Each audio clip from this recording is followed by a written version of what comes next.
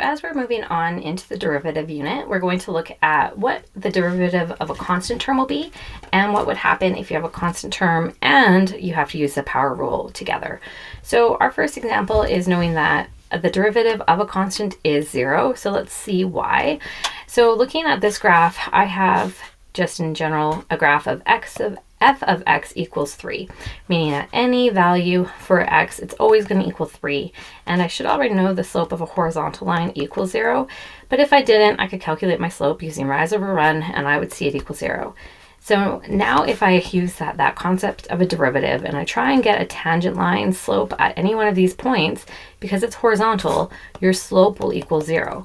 And because our first derivative is slope, that means it's going to equal 0. So that tells us that if you have any constant, so for instance, if I had f of x equals a number, even if it was like pi or 5, doesn't matter.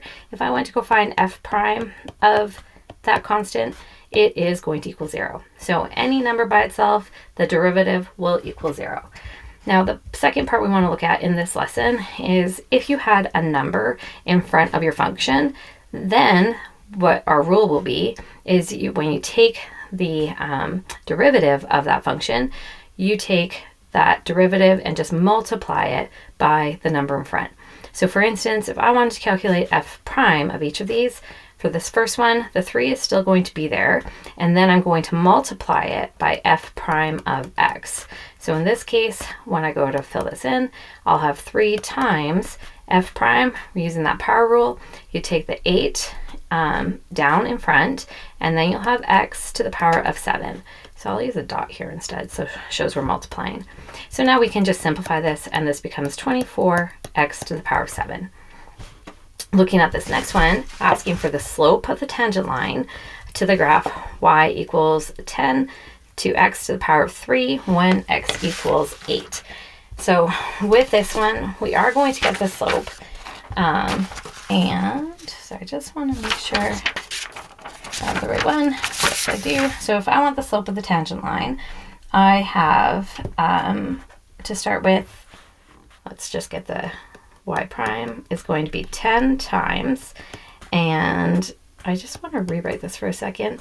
So if I have x to the power of 3 all under the root sign, that would actually be x to the power of 3 over 2, just using our exponent laws.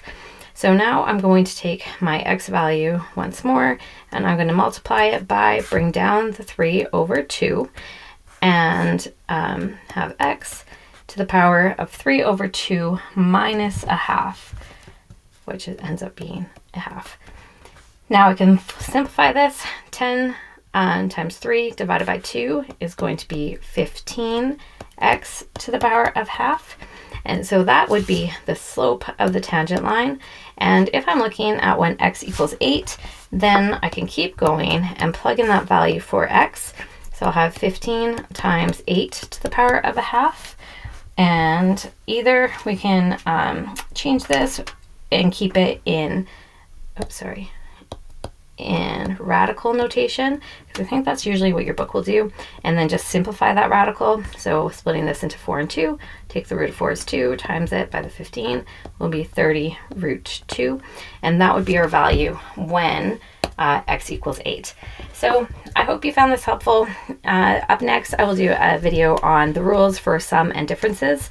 And again, if you're taking chemistry, please check out my channel for all lessons. And I also have a website where you can directly see every concept for chemistry. Thanks for watching.